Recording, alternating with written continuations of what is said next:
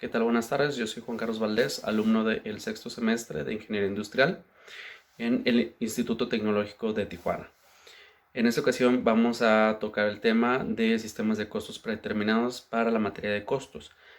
Vamos a ver tres tópicos principalmente. Estos son costos estimados, costos indirectos predeterminados y por último costos estándar.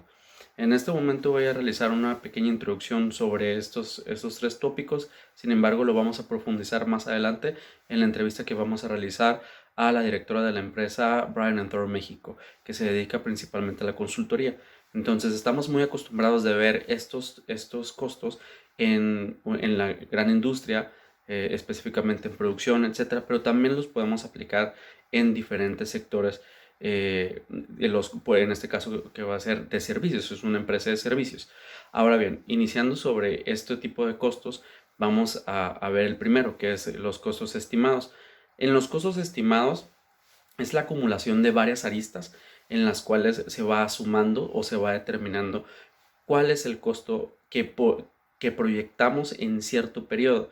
¿Qué es lo que se considera en esto?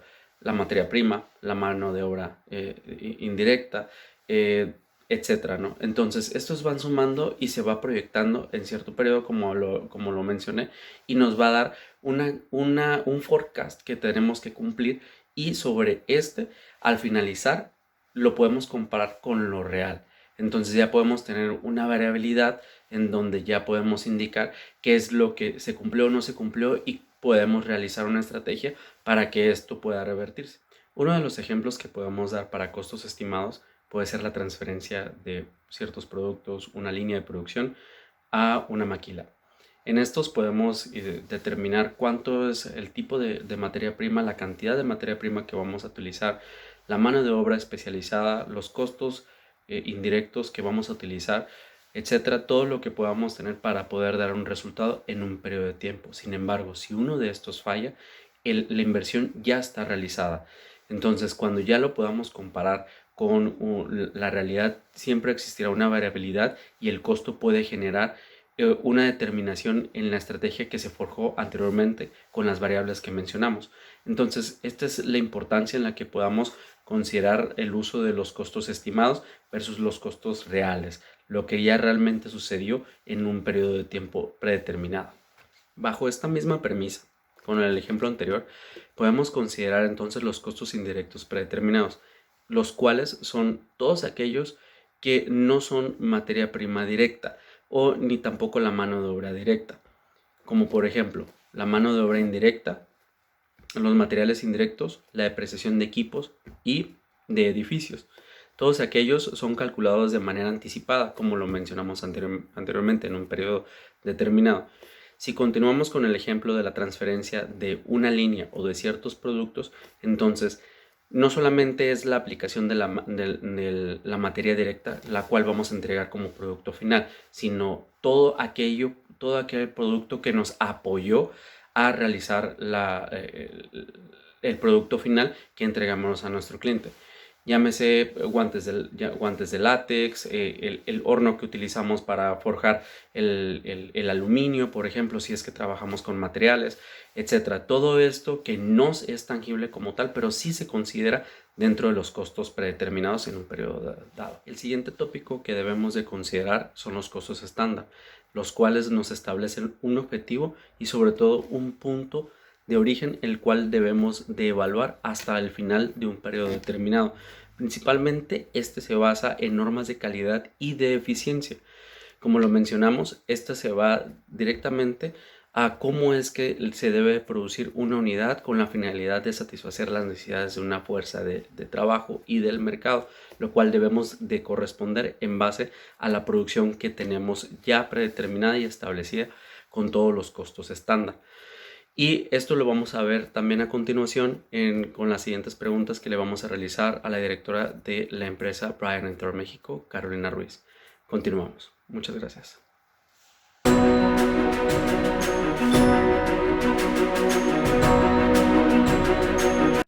¿Qué tal? Buenas tardes, yo soy Juan Carlos Valdés y en esta ocasión me acompaña Carolina Ruiz, que es la CEO de la empresa Bryan Thorne México, ubicada en la ciudad de Tijuana, y se especializa en consultoría en seguridad de la información. Entonces vamos a realizarle un par de preguntas referente a los costos estimados, predeterminados y estándar. ¿Cómo te encuentras, Carolina? Muy bien, Carlos. Muchísimas gracias por este espacio y esta oportunidad de preguntarte en tu experiencia, lo que has vivido, lo que llevas a cabo y qué te parece si empezamos. Perfecto, adelante. Primero, ¿qué te parece si nos das una breve intro de lo que es Bryan Thorpe México? Claro que sí, pues Bryan Thorpe México es una empresa que se dedica 100% a lo que viene siendo servicios de seguridad de la información.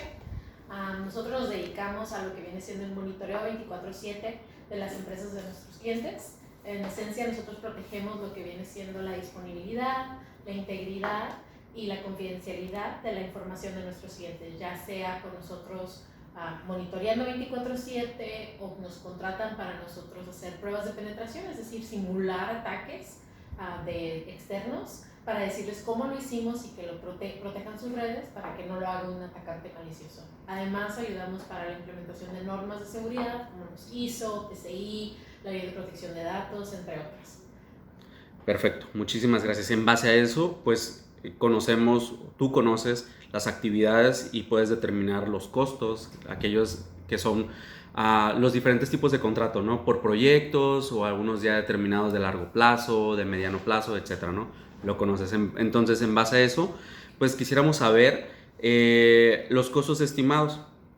En una empresa de servicio, ¿cómo y en qué fundamentas los costos estimados? Pues generalmente con una empresa funciona de varias formas, ¿no? Una de las cosas que se fundamenta obviamente es la mano de obra.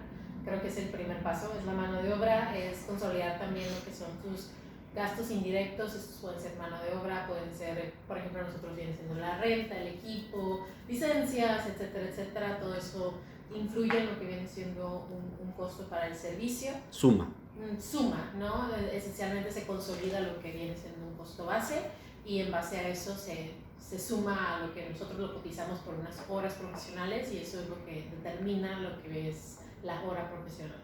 la hora profesional, a diferencia de una empresa como Maquila, producto, etcétera, un producto tangible, ¿no? Un servicio, la mano de obra es vilmente la inteligencia, la actividad y el conocimiento, vilmente, ¿no? Entonces, ¿cuál es el objetivo que ustedes persiguen para establecer esos costos estimados?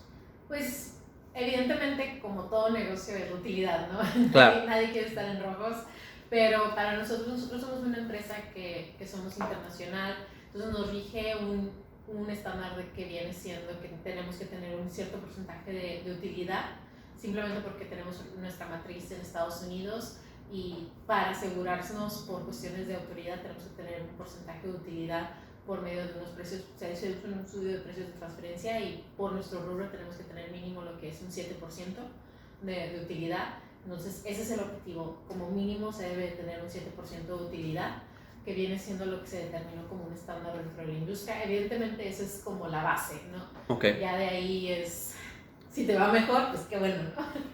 Pero ese es el objetivo. Uno de los objetivos es también, evidentemente, ver que eso se cumpla y que también no estemos depreciando ni perdiendo en ningún caso, ¿no? Entonces, que estemos cotizando apropiadamente nuestros proyectos. Es como una ramificación, ¿no? De este es se puede decir, el techo y de aquí son las aristas para poder construir una ganancia y de ahí se va vertiendo los costos. Así es. Ok. Y con esto, ¿cómo es que se justifican las diferencias entre los precios reales, los costos reales y los estimados? ¿Cada cuánto lo mides y por qué? De esa manera. Pues, por ejemplo, nosotros tenemos lo que es una administración, un administrador de proyectos, no es un project manager que está monitoreando de cerca lo que viene siendo los alcances, pero evidentemente, especialmente cuando estás hablando de servicios, no es poco común que te vayas fuera de alcance, ¿no? Y qué es lo que representa con servicios, horas hombre, que inviertas, y es, a diferencia de cuando es producto, no es tan tangible cuando está ocurriendo, ¿no? A veces es la inversión de que a lo mejor un equipo está pasando más tiempo en un proyecto que otro, entonces se está descuidando otro proyecto. Entonces, eso es una de las situaciones que es difícil de medir cuando estás en el momento, ¿no? Entonces, eso es algo diferente con lo que viene siendo producción. Por eso tenemos un project manager que lleva las horas estrictamente. Que está contabilizando, que lo apega, que regresa. Exactamente, y al final del proyecto es cuando nos estamos dando cuenta, oye, estas horas ya se pasaron, o cuando ya estamos llegando a las horas nos da como un aviso de, oye, ya las horas están llegando a su tope. En su caso, que si llegue a las horas, podemos hacer lo que viene siendo una petición de cambio en caso de que el cliente lo requiera o que nosotros requiramos más horas, pero... Ese se podría decir como la justificación de las diferencias entre los precios reales estimados. No, en caso de que exista por cualquier razón un desfase o algo que en un proyecto se estimó algo y por alguna situación extraordinaria se requieran más horas, X o Z, entonces se hace una petición de cambio, entonces es una justificación. Sin embargo, cuando son proyectos puntuales siempre se hace un cálculo de estas son las horas que se llevaron, estas son las horas que se quedan. A veces nos sobran horas, a veces no, X o Z, ¿no? Y se convierte en utilidad, ¿no? Sí, eso es como, a veces muchos de los casos es de que terminamos antes de tiempo porque pues todo funcionó, ¿no? Y justamente por eso, entonces, la diferencia entre reales y estimados cuando es positivo, ¿cómo es que se justifica? ¿Cuál crees que haya sido el motivo que es? Generalmente tiene que ver con, muchas veces es que el cliente, para nosotros mucho depende de la colaboración con el cliente. Okay. Y el estado en que vemos al cliente. Muchas veces como empezamos o cómo se cotizó o cómo se determinó el alcance, no era 100% verídico, estaban un poquito más avanzados de cómo llegamos o X o Z, entonces eso tiene mucho que ver, o no era tan complejo el problema como inicialmente se había contemplado. Hay un diferentes de cosas, ¿no? que pueden ocurrir, particularmente cuando estamos hablando de una implementación tecnológica, cuando estamos hablando de cumplimiento, depende de muchas cosas y muchos departamentos que tienen hacer de que el mismo cliente que le estamos cotizando no o desconoce lo que está pasando. Entonces muchas veces es hasta que, como cuando renuevas, ¿no? Hasta que no destapas todo, no sabes qué está pasando, ¿no? Entonces mucho tiene que ver con eso. De acuerdo. Ahora en otro tema, los costos predeterminados, nos gustaría saber si nos puedes compartir qué puestos claves son en estas actividades son indirectos. Yo creo que hablando de puestos clave, yo te compartiría que nosotros tenemos un manager de infraestructura que generalmente gestiona lo que viene siendo toda la tecnología, y esto viene siendo en el backend. Entonces el cliente en realidad no tiene un contacto directo, sin embargo es la infraestructura que está... Alguien la debe de llevar. Alguien la debe de llevar, sin embargo el cliente... Pues es algo indirecto hasta cierto punto, ¿no? El cliente no tiene un contacto directo, no es algo que en realidad impacte, sin embargo los chavos es con lo que trabajan para rendirle un servicio al cliente. ¿Te refieres, el esquema de atención es analistas de seguridad que atienden a los clientes, el project manager que está como torre de control, después está un manager general de un área de monitoreo y sobre eso está el infraestructura. Es correcto. En esencia se encarga de nuestra infraestructura interna, entonces sin esa infraestructura interna no funcionaríamos nosotros, ¿no? Entonces eso sería un punto clave para lo que vendría siendo el servicio que nosotros rendimos. Ahora, hablando de otros puntos clave, estamos hablando de evidentemente la gestión de la oficina en sí, simplemente el mantener operando la oficina, ya sea administrativamente, la nómina, todo eso evidentemente es un punto clave, porque pues si nosotros no le pagamos a la gente recursos humanos, entonces no tenemos... Claro, y justamente ahorita que mencionabas de tanto infraestructura tecnológica, etcétera, ¿tienes conocimiento de equipos o productos que tengan o aplique depreciación? Sí, de hecho nosotros, yo creo que la mayor parte de nuestros equipos aplican depreciación. Trabajamos en un área de tecnología, entonces vemos lo que se considera el porcentaje más alto de depreciación. Más alto. Sí. Y esa era una pregunta, ¿en base a qué se considera esa depreciación? La depreciación la consideramos en base fiscal. Okay. Entonces, si lo consideramos en base contable fiscal, estamos alrededor de, creo que es el 30% anual de depreciación. Entonces, estamos hablando de monitores, laptops, cortafuegos, routers, switches, y todo eso son las cosas que nosotros utilizamos.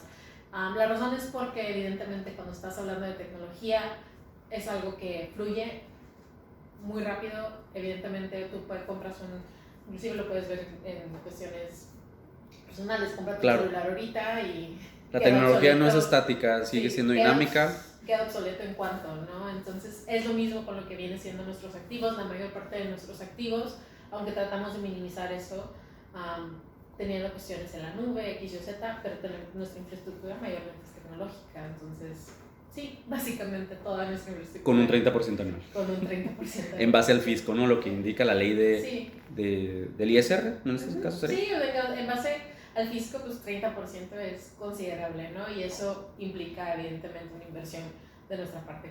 Claro. Constantemente. Ahora bien, después de esto, como costos estándar, ¿qué elementos encuentras en una empresa de consultoría y servicios como Bryan Thorne México para establecer los costos estándar? Pues para nosotros el establecer el costo estándar viene siendo el establecer las horas profesionales, ¿no? Lo más importante para nosotros es, como nosotros, la mayor parte, y no todos nuestros servicios evidentemente, pero la mayor parte de nuestros servicios se manejan en lo que viene siendo horas profesionales, el determinar la hora profesional viene siendo una parte crítica. Entonces, ¿cómo se determina? Evidentemente es una sumatoria de todo lo que viene siendo costos directos y costos indirectos. Y adicional a eso tenemos que hacer lo que viene siendo un análisis del mercado. En este caso viene siendo lo que nosotros hicimos, es un precios de transferencia, que es similar a un análisis de mercado, pero viene siendo del lado fiscal. Y es básicamente qué puede tolerar el mercado, ¿no? Entonces es una multitud de análisis que se hace para ver dónde estamos. Una cosa es, tengo que asegurarme que cubra mis gastos, que tenga una utilidad y que también sea algo que el mercado pueda soportar. Que de nada sirve que yo pueda cubrir mis gastos si nadie allá afuera me lo puede comprar. Y esto es justamente la última pregunta que deseo hacerte, es ¿dónde encuentras indicadores para comparar? Muchos lados. Hay indicadores donde tú puedes evidentemente hacer análisis de mercado tú haciendo las mismas cotizaciones. Puedes ver en muchas situaciones ir con compañías que se encargan a esto. Hay compañías que hacen precios de transferencias, hay compañías que hacen análisis de mercado y se encargan de hacer estos estudios por ti, identificar este tipo de información, ya sea que sean similares a ti o que sean del mismo rubro, y eso es lo que te va a dar, ¿no? La información de, ok, esto es como se está cotizando por nuestra parte, es simplemente similares al rubro. Evidentemente dentro de nuestra industria no son tantas las que están dentro de México, cada vez crecen más, lo que nos da muchísimo gusto, pero sí es algo que nosotros nos dimos a la tarea cuando empezamos hace 5 años de estar buscando algo similar. ¿Tienes algo similar? Y ver las cotizaciones y ver cómo estábamos en cuestiones de horas profesionales y cómo determinamos nuestra hora. O sea que aparte de aperturar, tocó aprender. Toca aprender. Como todos, yo creo que todas las personas que abren negocio, lo primero que te toca es machetearte, ¿no? Machetearte. Igual a emprender, ¿no? Uh-huh. Ok, de acuerdo. Carolina, muchísimas gracias por habernos compartido estas preguntas y esta información. No sé si quieras agregar algo extra sobre esta temática. No, yo creo que en general costos es algo complicado para, yo creo que todo emprendedor. Muchas cosas es encontrar un balance en lo que viene siendo tus costos y en lo que viene siendo los costos de los demás o lo que tiene el mercado. Eso siempre viene siendo el balance que tienes que encontrar, ¿no? Y al final es siempre viendo hacia adentro, considerando hacia afuera como la posibilidad para ver tu ganancia, ¿no? De acuerdo. Pues muchísimas gracias, Carolina. Gracias a ti, Carlos. Hasta luego. Hasta luego.